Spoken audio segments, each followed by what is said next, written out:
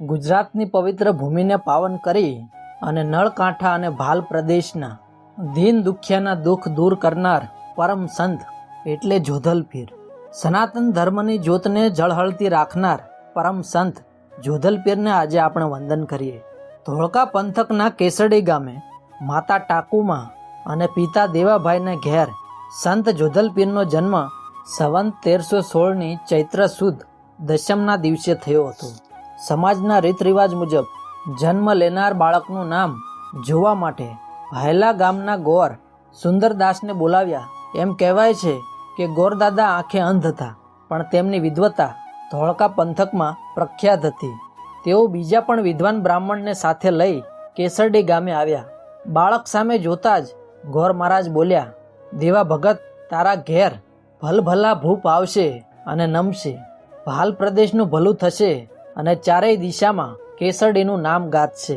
સંત જોધલપીરના માતા પિતા અને તેમના મોટા ભાઈ જીવા ભગત પણ સાધુ સેવી, એટલે સંતો ભક્તોના ઉતારા તેમના ઘેર થતા. એક વખત કોઈ સંત તેમના ઘેર પધાર્યા. રાત્રે સૌ સાધુ સંતો સાથે ભજન સત્સંગ થયો. એ સંત મહાત્માના દર્શન કરી અને તેમને ગુરુ તરીકે હૃદયમાં સ્થાન આપ્યું.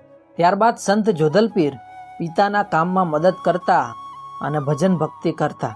એક વખત ધોળકાના સુબા દરિયાખાનને પીઠમાં પાઠું થયેલું, તેની દવા માટે દરરોજ બકરીના કલેજાને પીઠ ઉપર મૂકવામાં આવે. એટલે એક સિપાઈ કેસરડી ગામે ભરવાડના ઘેર બકરી લેવા આવ્યો અને વેઠ ઉપાડવા માટે સંત જોધલપીરને સાથે લીધા. બકરી લૂલી હતી.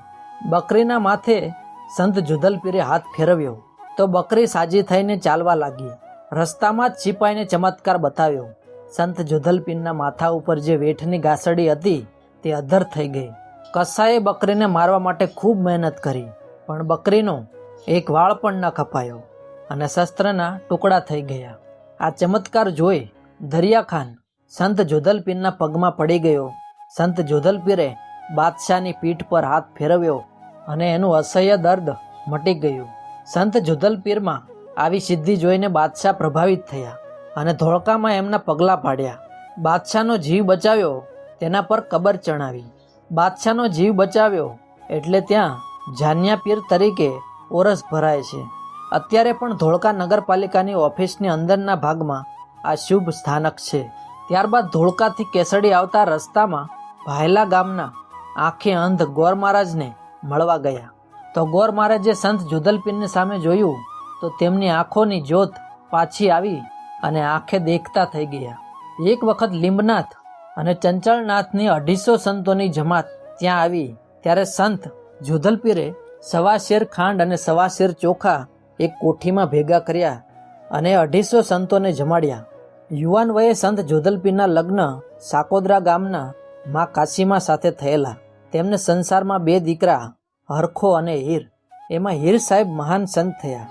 પિતા સંત જોધલપીર અને હીર સાહેબ અને કરમસિંહ ભગત ધર્મ ઉપદેશ આપવા સુરત, ભરૂચ, જંબુસર અને એની આજુબાજુના ગામડામાં પણ વિચરણ કરેલું. ધોળકામાં સંત જોધલપીરના શિષ્ય ભવાનીદાસ નામે ભક્ત થયા. તેમને અનેક ભજનોની રચના કરી છે. ધોળકામાં પૂર્વની ભાગોળે ભક્ત ભવાનીદાસની જગ્યા આવેલી છે. ત્યાં દર વર્ષે દશેરાનો મેળો ભરાય છે.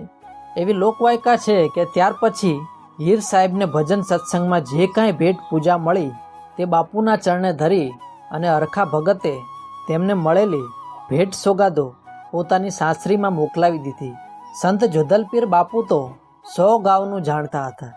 હરખા ભગત જૂઠું બોલ્યા એટલે બાપુએ સાથ આપ્યો કે હવે તું તારી સાસરીમાં જ રહેજે. જો કેસડીના ઝાડવા જોઈશ તો તારો વંશ જશે. અને હીર સાહેબને કહ્યું કે તારા 1ના 81 થશે. હરખા ભગત કેસડીનું ઝાડ ન જુએ ત્યાં સુધી તેના વંશમાં એક જ પુત્ર થશે. હરખા ભગત પોતાની સાસરી ભાવનગર પાસેના અધેવાડા ગામે જતા રહ્યા. બાપુના શાપ પ્રમાણે તેઓ કદી કેસડી ન આવ્યા, પરંતુ તેમના છેલ્લા વંશજ લખીરામ મહારાજ સંવત 1978ના આસો મહિનામાં દશેરાના મેળામાં પધાર્યા. સ્વામી કલ્યાણદાસને મળ્યા, કેસડીના ઝાડ જોયા. ત્યારબાદ તેમનો વંશ સમાપ્ત થયો. અનેક પરચાઓ આપી પોતાનું ધર્મ કાર્ય પૂર્ણ કરી સંત જોધલપીર અને હીર સાહેબે સાથે જ સમાધિ લેવાનો નિર્ણય લીધો.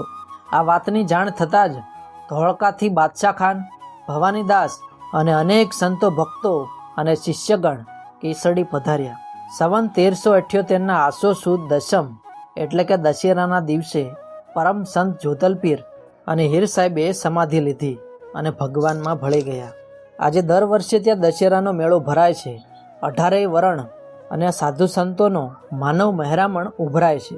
એમ કહેવાય છે કે દશેરાની આગળના રાત્રે 12 વાગે આકાશમાં નગારાની 3.5 દાંડી સંભળાય છે અને આ પીરની ગાદી આજે 81 પાઘડીથી ઓળખાય છે.